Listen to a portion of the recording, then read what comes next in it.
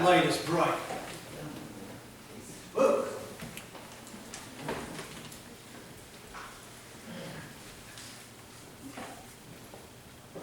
Good morning. Good morning. My name is Belshazzar, and I have come to warn you. You see, currently I am in the place of punishment known as hell, a place of darkness. It is a dreadfully awful place, and I don't want anyone to go there. And so I have been graciously granted the opportunity for just this moment to come to you and warn you and speak with you about judgment and salvation and hell. Now I know what you've been hearing in your modern society, that hell doesn't exist and God would never send anyone to hell, or everybody's going to be saved. Don't believe it. I am there. There is a place called hell, and it is a horrible place. It is a real place with real torments. And God does send people there, but you must understand this. He is only following the choices that we make in this life. People choose to go to hell by not obeying God, and in your time, by not putting their faith in Jesus Christ as their Lord and Savior. I did not acknowledge the living God. That is how I came to this awful place. In my earthly life, I was the king of Babylon. I thoroughly enjoyed the power and the money and the wealth and the partying. I could care less about people and what they thought, as long as they gave me what I wanted. I had plenty of women and plenty of booze. Life was one big party for me. I used people and I manipulated them however I wanted to serve my own purposes. My last night on earth was one big giant party that I threw for all the nobles in Babylon and all of my friends. There was wine, there were women, there was song. And in the midst of that banquet, I gave the orders for the vessels from the temple of God in Jerusalem to be brought so that we could drink from them. These were the finest cups we could find, made of pure gold and pure silver. And as we were drinking, we praised the gods we loved. We praised the gods of wood and stone and iron and bronze and gold and silver. We praised these gods. I loved having things, and I loved what these gods gave me in all of my wealth and all of my pleasure. But as this party went along, suddenly the mood of the party changed. As this hand appeared on the wall, you might think like Thing in the Addams Family, writing on the wall. And the mood changed. There was a message on the wall, and no one could understand it. I called for all of my advisors and all of my wise men to come in and interpret this writing for me. I promised them great reward, a gold chain, a purple robe which would symbolize royalty, and third ruler in the kingdom. But none of my wise men could interpret this message. And as I kept looking at that writing, I got this pit feeling in my stomach, and I could feel that I was draining and going pale, and my legs were shaking because I did not know what to do. Finally, my mother arrived, and she told me about Daniel, one of the Jewish exiles, and how he had advised my grandfather, Nebuchadnezzar, how he had interpreted things for my grandfather, Nebuchadnezzar. She had high praise for him. The spirit of the gods is on him. He's wise, he's intelligent, he knows what's going on, he's insightful, and he was a big help to my grandfather. And I remembered my grandfather, Nebuchadnezzar, telling me some of these things and how Daniel had helped him in a few of these incidents. And so I called in Daniel. And I said, "Can you interpret this? If you interpret this, I will give you a purple robe and a gold chain, and you can be the third ruler in this kingdom." And I will never forget Daniel's words. "Keep your gifts, O king, and give them to someone else. And really, I want to read Daniel's words. They still give me shivers and pain. I think about these often as I am in punishment, because this was the message to me.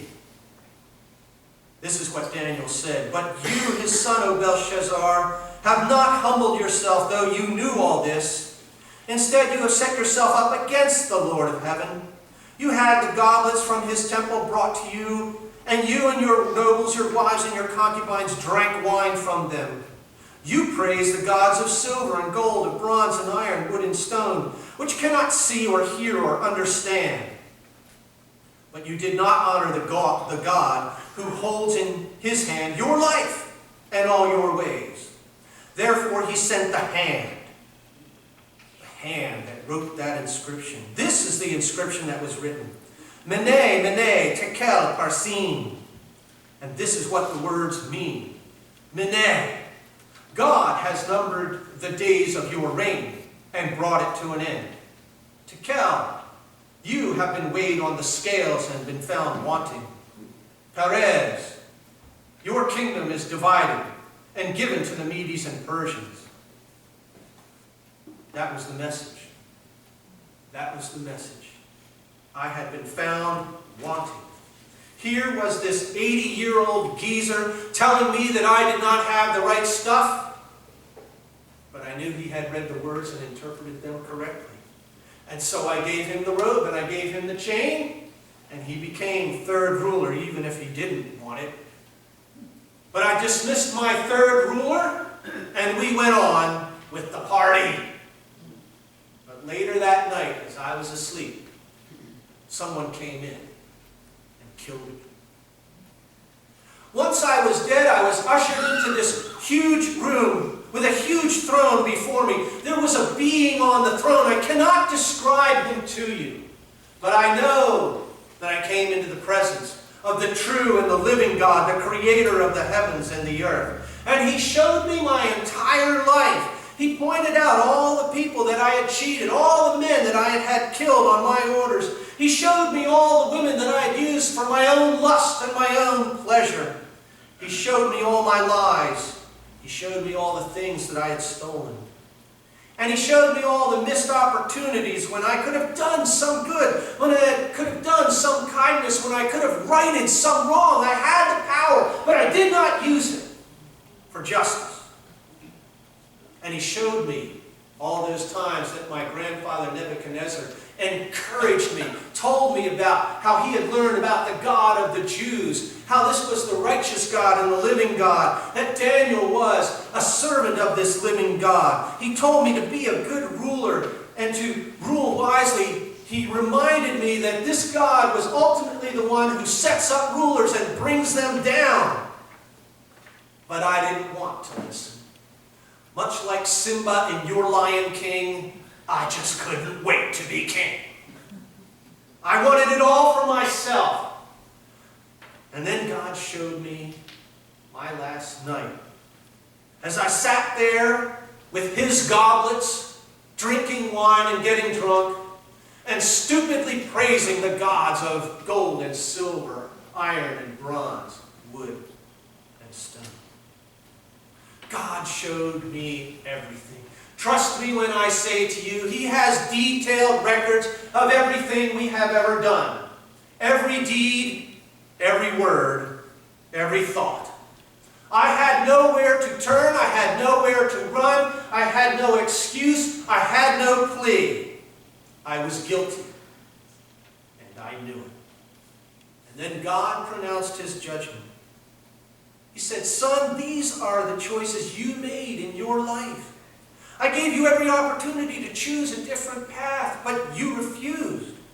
You have sinned, and you have given me no way to forgive you because you did not honor me in any way or believe in me in any way, even though I sent your grandfather to tell you these things. Your behavior speaks for itself. These are your choices. No one forced you to do these things. And now, you must accept the consequences of your choices and your actions.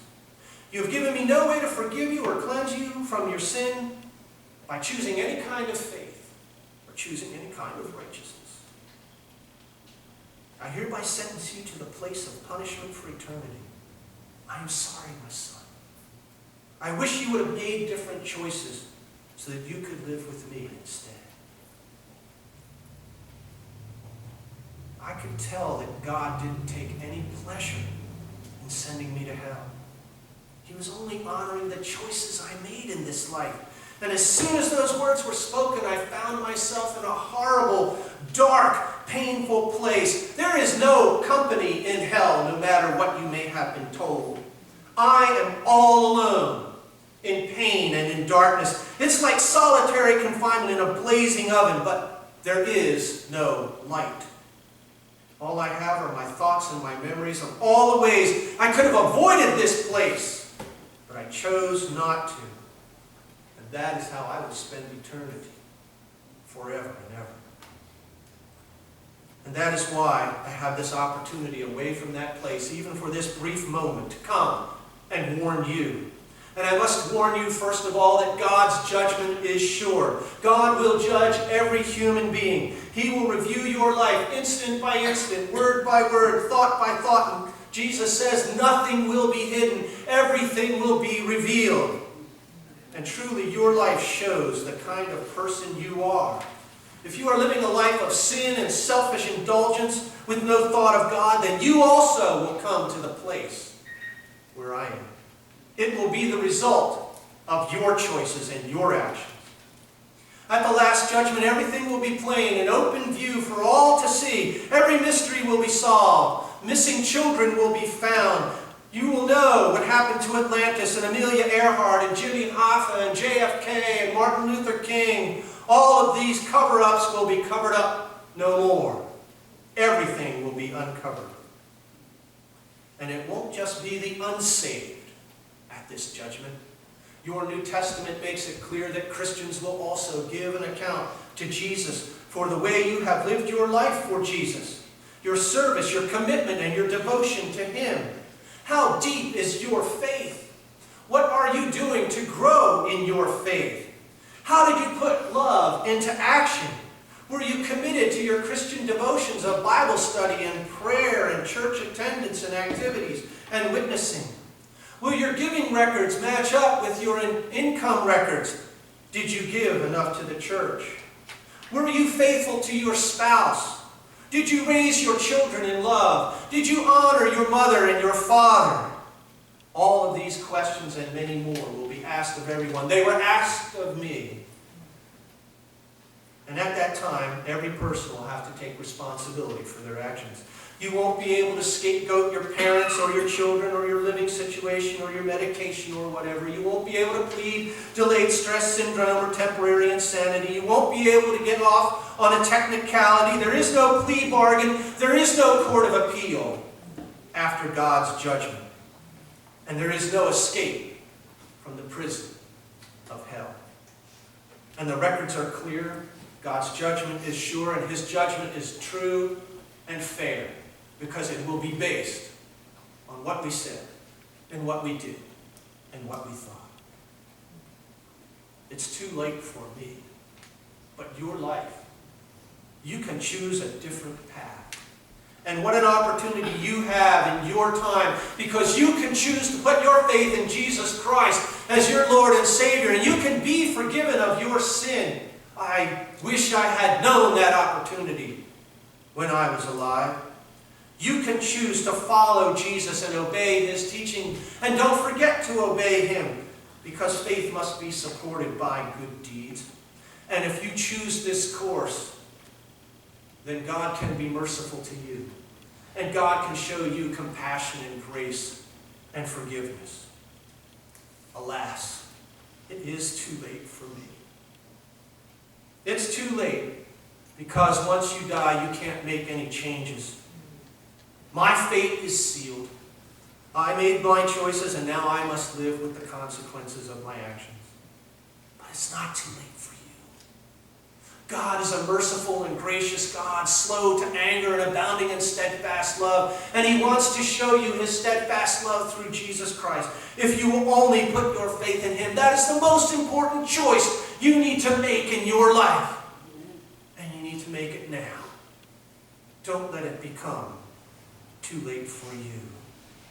The choice is entirely up to you. No one can force you to believe. No one can make you choose to obey or disobey. You must choose for yourself. I urge you, choose the way of Jesus. Choose to put your faith in him. Don't come to where I am. You don't want anyone to come to the place where I am. Listen to one who has been there and must go back. Hell is a place you don't want to be. Alas, it is too late for me. But it is not too late for you. Choose the path of righteousness in Jesus. And then my visit will not have been in vain. Thank you for having me. Brother Veer is going to come and lead you in the hymn of commitment, and Dr. Rob will be right back.